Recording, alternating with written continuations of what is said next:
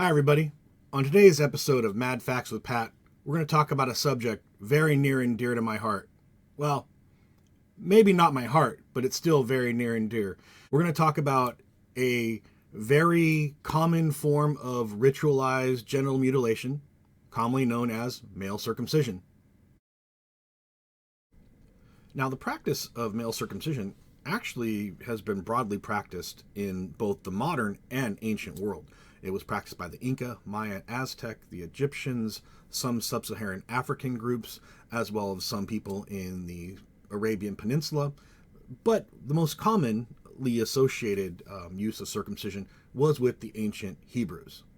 As far as the ancient Near East and Eastern Mediterranean is concerned, the practice of circumcision appears to have originated actually in the Arabian Peninsula sometime around 4000 BCE, before it was transported through cultural diffusion to Egypt and Mesopotamia. And in Mesopotamia, we actually see the practice fairly early at Ur. So before we continue any further, I think it's important for us to discuss briefly what purpose did circumcision, if any, serve in ancient societies. Well, to sum up the three most plausible explanations, one was to act as a rite of transition from pre-adolescence through adolescence. Basically, sometime between the ages of 10 and 14, a young man would be circumcised in order to distinguish him from that child state to adolescent or adulthood. The second most common distinction is one of ethnic identity, that you would form an in-group of circumcised people versus an out-group of uncircumcised people. The third most common use of circumcision was actually to distinguish married from unmarried men. Upon marriage, men would become circumcised, particularly if they had multiple wives. The first marriage would be the one in which they became circumcised to distinguish them from non-married men. Now, important to remember that these weren't necessarily mutually exclusive. They could serve multiple markers. For example, the adolescent transition could also be one of ethnic identity as well.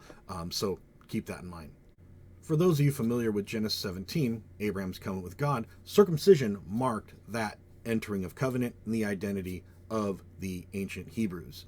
Now, for those of us that study archaeology, history, and anthropology, this explanation just doesn't suffice, and we actually look for evidence in both the literary and material record.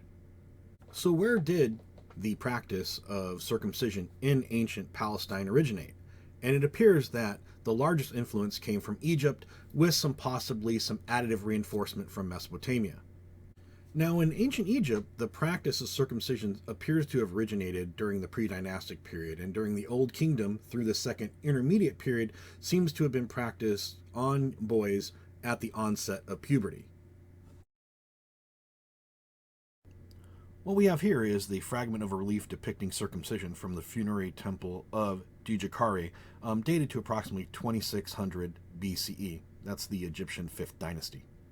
During the New Kingdom period, we actually see a shift in the practice of circumcision, and it appears that the circumcision of infants and younger boys becomes more common. Now, you might be asking me, Pat, why are the ancient Egyptians important? Well, because during the late 16th century BCE, Amhos I launches a military campaign into what is then Cana, typically referred to as Syria, Palestine today, and the area is conquered, and he defeats the Hyksos and is able to establish both political and military power in the region.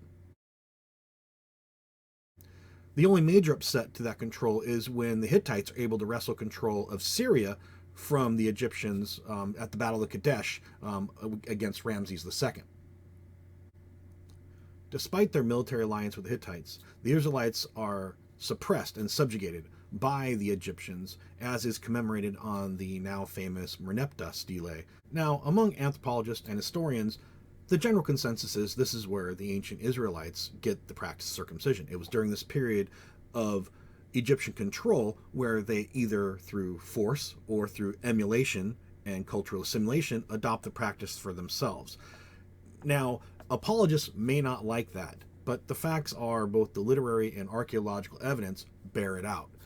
And for that reason, if you look at Joshua 5, there's actually a reference to the fact that the practice of circumcision was reinstituted after the Exodus So you have to ask yourself, what's more likely? That the ancient Hebrews were given a divine mandate by God, or that they were militarily and politically suppressed by a cultural group that already practiced it and had done so for at least 1,000 years before the ancient Israelites themselves adopt the practice? The apologetics just don't hold up. And that's been another mad fact with Pat.